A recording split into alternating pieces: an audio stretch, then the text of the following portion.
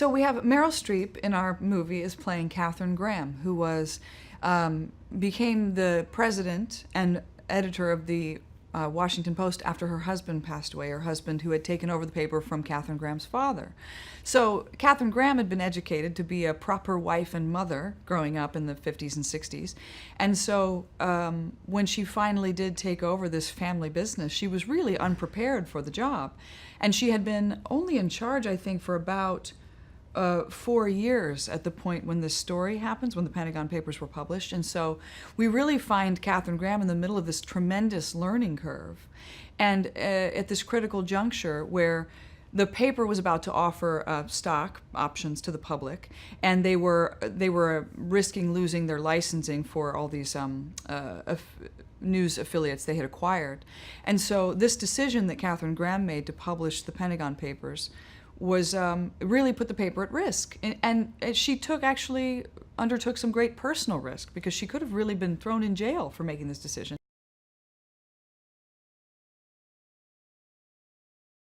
The extraordinary part of this story, I think, that makes it personally relevant for me as a woman, it's about a woman coming into her own under tremendous pressure. And the way that Katharine Graham's leadership was forged in this crucible, that it was a really critical time in our democracy, and in a decision that really solidified the importance of the press as a voice of, as a tool for criticizing the government, and a necessary part of the government.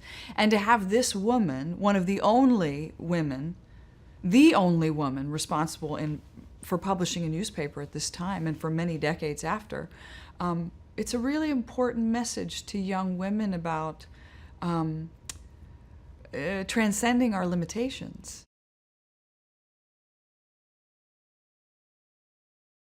The woman I play is named Meg Greenfield. She's at this time working on the editorial board at the Washington Post.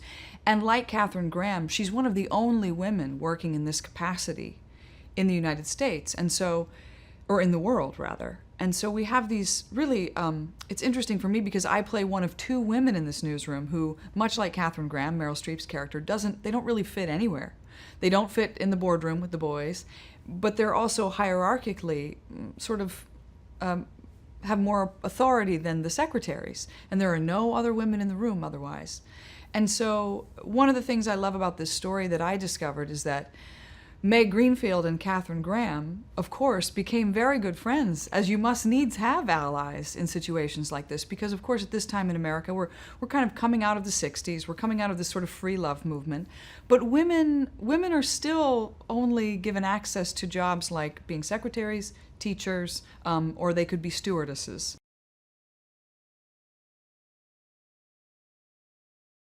He transcends my expectations. He's because not only is he a titan of the film world, he's also an incredibly generous human being, and he has a great sense of humor. And so it's really delightful to be around him on set, because it's very clear that he still loves what he's doing after all this time. And that energy is infectious.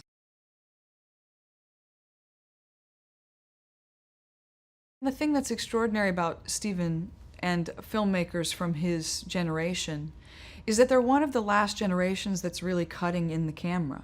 They were educated in the medium of film, and so what's incredible about Steven that I find is not only is he working at a very, his vocabulary is very visual, he's also incredibly efficient because he knows exactly what he needs. And I think that's the thing that's most striking about him, is that, you know, when you come from TV, really it's kind of about overshooting with 3 cameras and then cutting together the story you want to tell. But with somebody who's working on film like Steven is, you have to be really, really efficient about what you're getting. And so I don't feel like any film is wasted. And we actually don't do that many takes, which is something I was really surprised and impressed by, because he knows what he needs.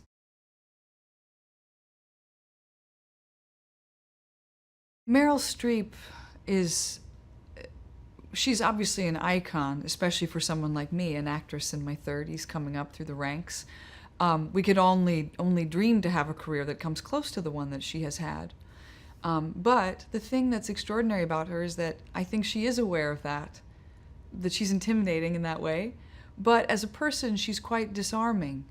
She's a great scene partner. She's incredibly generous, not only in the scene, but outside of it. At the same time, you know that when you see her on set, she's incredibly focused and she's doing her work. So you may be having a conversation with Meryl, but she's also got, her earbud in and she's listening to Katharine Graham's dialect before she goes into a scene. So the thing that I love about working with her is something that my husband, Tracy Letts, said in a speech when he had the incredible privilege of giving her an award one evening. And he said, the mistake we make about somebody like Meryl is assuming that she's somehow magical, right? That she's a magical gift. In fact, what Meryl Streep is an incredibly hard worker. And that's the thing about watching Meryl on set that's inspiring, is that she's someone who is constantly working and feels a tremendous amount of responsibility.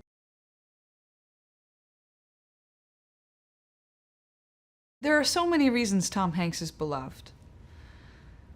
I think one of the great qualities of Tom is that he's an incredibly relatable presence, and I mean that in a very positive way. He's an everyman, and in some ways, I think that the real Ben Bradlee was a much more difficult personality, and I think what Tom brings to this version of the story is you're really rooting for Ben Bradlee to succeed because it's Tom, and I think that's an important part of the angle that Spielberg is taking in this particular film, because it's really about, like you were saying earlier, the relationship between these two people. The relationship between this man and this woman professionally at a time when, again, when a woman wouldn't necessarily be trusted with these kinds of decisions. And yet she has this incredible partner who recognizes her particular gift and contribution in this moment.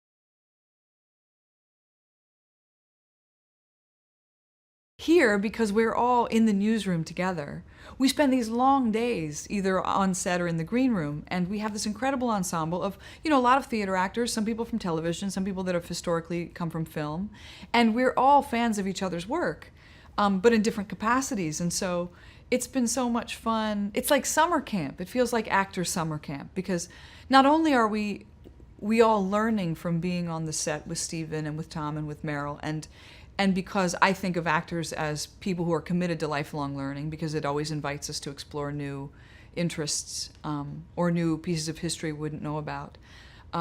So everybody's soaking everything up together, but also building the kind of camaraderie that needs to translate to the chemistry on screen. And when you get this kind of time together, that makes that process more organic. And I think hopefully that will be present in the film.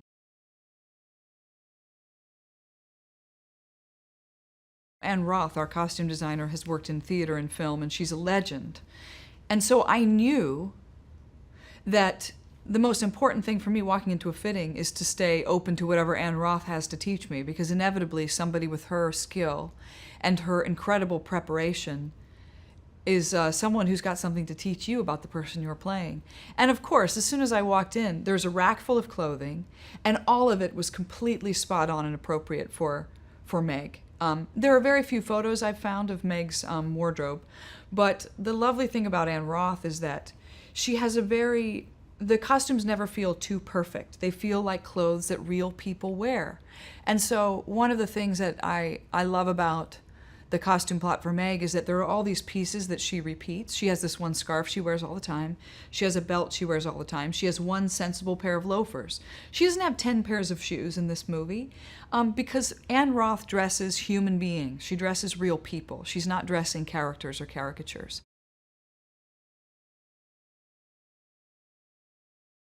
I think stories like this with great actors like Meryl and Tom are important because I think they remind younger people that they actually have it in them to have the strength of will to resist things that they know are wrong, and that they actually do have a responsibility to do that.